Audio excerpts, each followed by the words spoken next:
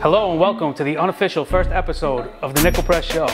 I'm Andy Singleton. You can find me on Twitter at People's Pen. This is the preseason for us as well, so there are some kinks to work out.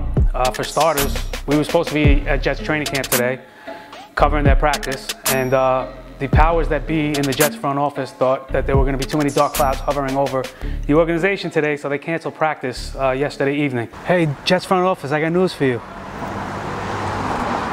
There's no rain. Turns out there were some dark clouds over Jets practice today, as Geno Smith was apparently sucker punched by a soon-to-be then-after cut linebacker, whose name I still cannot pronounce. Basically what happened is they got into an altercation in the locker room. Geno Smith apparently was waving his finger in this guy's face and was soon then after punched and his jaw broken. He'll now miss 6 to 10 weeks. I only mention this because where I come from, that doesn't sound like a sucker punch, but I don't know, you could be your own judge on this situation. We're still waiting for more details to emerge on that. However, it does open the path for Ryan Fitzpatrick to be a prominent fantasy quarterback this year. We'll dive into that much later, maybe not even this episode, but down in the future. And today we're just going to go over stuff you should be monitoring for the first week of preseason games, some injuries, some injury news that you might be questioning. We're going to bring in our own fantasy doctor, Dr. Salim Parek, to discuss Arian Foster's injury and his subsequent surgery and what you should expect from him going forward. Then I'm going to get into, after that, I'm going to get into a player that I particularly love this season, who I think is being criminally overlooked right now. And we'll break down his production and his numbers, and we'll see why you should love him too. But before we do all that, let's kick it out to Jeff in California. Jeff met up with some drafters, early drafters, and let's see what they were thinking. While we're watching that, I'm going to sit back and commemorate our first episode. We broke out the Johnny Blue for this. I got my buddy Albert Einstein to impart some wisdom and knowledge on us. And hopefully we'll be smarter fantasy football players by the end of today. Thank you, sir. Toast to you, Albert. And toast to our new fans. Hello, it's Jeff from the Infirmary Report, and I'm out once again asking the tough questions. I got a captive audience today, so I'm going to ask a few questions. Hey, do you guys still stack up with running backs early in the draft like we used to do, or has the running back by committee, has that kind of killed it for you? What the hell is a chicken nugget? I mean, be honest. You really don't have nuggets, do you? No? Well, opening day is right around the corner there, chicken tits. You better get your stuff in order. Fantasy football's coming. With our instant access to everything these days, we go overboard overanalyzing. Human bodies still react the same way they always have. Training camps are still run the same way they always have been. Yes, we've made improvements in technology and medicine, but the point to all this is you don't have to alter your draft plans just based on a couple minor injuries to come out of preseason. Don't sweat the small stuff is the message here. For example, hamstring tightness is a mild and routine thing. So when you see Duke Johnson is missing practices or not slated to play in week 1 of the preseason, or LaShawn McCoy with the same ailment, even Deshaun Jackson's shoulder, Jeremy Maclin's neck, and to a lesser extent Joseph Randle's oblique, don't sound the alarm. These are routine things that will heal themselves, and these guys will be fine going forward. A more worrisome and troubling injury to monitor, and should definitely be monitored, is LeGarrette Blount's strained MCL in his knee. LeGarrette Blount is going as a sneaky pick in a lot of drafts based on being perceived to be Bill Belichick's most trusted and reliable running back. If he's going to miss any time, he's already going to miss 1 game with the suspension, but if he's going to miss any time beyond that, it really opens the door to somebody like Jonas Gray. At this point, Brandon Bolden is slated to get the 3rd down work, vacated by Shane Vereen's departure, but Jonas Gray stands to be the big winner in this whole mess. This is definitely something to pay close attention to as training camps continue to progress. So, Jonas, Mr. Gray, if you're listening, please, if you need one of these, just let me know. I'll send you one. DM me. Follow us. Put it in the comments on this YouTube channel. Anything you need, we'll send it to you. Don't worry. But we need you to play if we want you on our fantasy team. Of course, the most serious injury to this point has been Arian Foster's groin injury, which needed surgery. A lot of people were kind of grossed out at the fact that the muscle was torn from the bone, but if you listen to Dr. Salim Parekh talk, he'll tell you that's kind of routine for this type of injury. The only difference is, do we know if it was a sports hernia or a groin injury? They're kind of one and the same. I'm not a doctor, so let me let the doctor explain this one to you. This is Dr. Salim Parekh, the fantasy doctor. Arian Foster underwent surgery on Friday. Details of the exact surgery are unclear, but it seems like he had more of a sports hernia type injury in the groin. Now that's distinctly different than a true groin injury, in that a true groin injury only involves the inner muscles of the thigh bone that attach to the pelvis.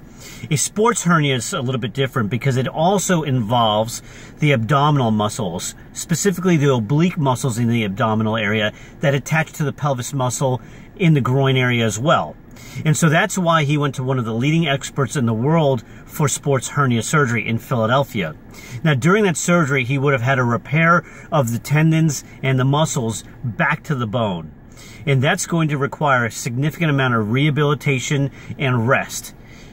Realistically, you're looking at a 2 to 3 month time frame for him to get back onto the NFL playing field and playing in any kind of full type form for him. Knowing this information, I would gather that we'll probably see him on the field sometime in the middle of the season, and that's the time when fantasy owners are going to want to pay attention. Did that do anything to make you doubt the Texans this season? I hope not, because that leads us right to the next guy I wanted to discuss and break down, and that's one of the guys I love this year. No, I'm not talking about Alfred Blue. I'm not talking about Chris Polk. I'm not even talking about Jonathan Grimes. I mean, Houston's offense is a little scary, and they truly will be running a running back by committee this season. But it brings me to the most obvious name, the only one with any real fantasy relevance left in Houston, and that, of course, is DeAndre Hopkins. Many worried about his outlook following the Foster injury, but that may just be short-sighted. In Hopkins' first season, his rookie year, Arian Foster missed 8 games on the season. Last year, he missed 3, and none of this slowed him down in one way whatsoever. What's the biggest worry surrounding Houston's offense? The quarterback? Please.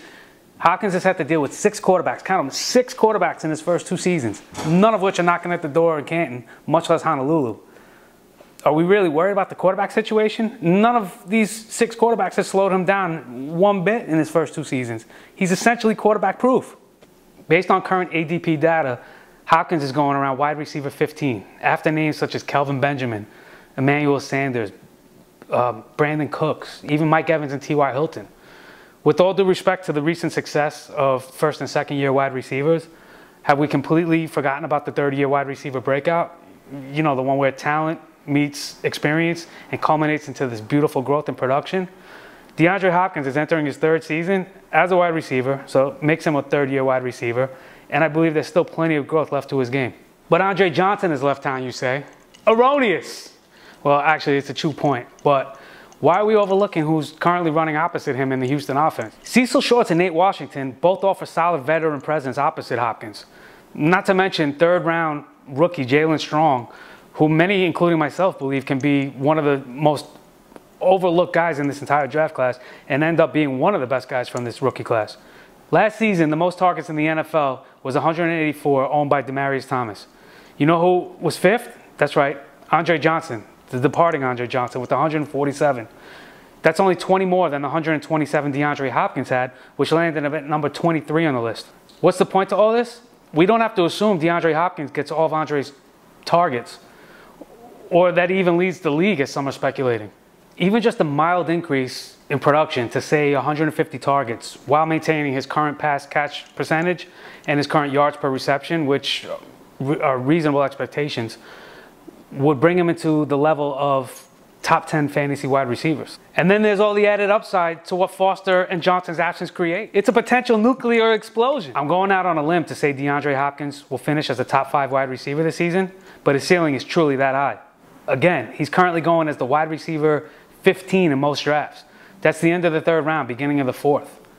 That means if you go maybe take a leap of faith on a quarterback in your first couple picks, or you got Gronk mania and you can't resist him and you take him, even if you go running back, if DeAndre Hopkins winds up as your wide receiver 1 in the 3rd round or the 4th round even, you'll be extremely happy with the results. Hell, if he's your number 2 wide receiver because you went wide receiver early, you're guaranteed to be in the playoffs. That's how good he's going to be this season. When we look back at how we drafted this year, guys are going to jump off the page as mistakes. DeAndre Hopkins will definitely be one of the guys that will be looked upon as somebody that should have been drafted higher. All right, that's going to do it for the unofficial first episode of the Nickel Press Show. Those were some of the things to look forward to in the preseason's first week of games. Some added notes will be Matt Castle gets the first crack at the reins for the Buffalo Bills offense.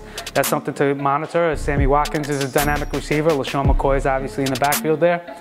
Additionally, we talked about Ryan Fitzpatrick now becoming the Jets starter for the first 6 to 10 weeks. That's definitely something to look forward to.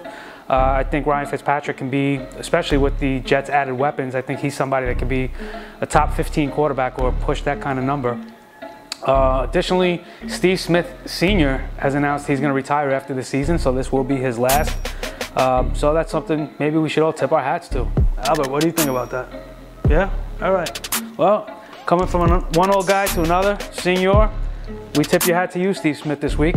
Subscribe to the YouTube channel. If you want to see your questions asked on this show, add them to the comment box or follow us on Twitter @NickelPressShow.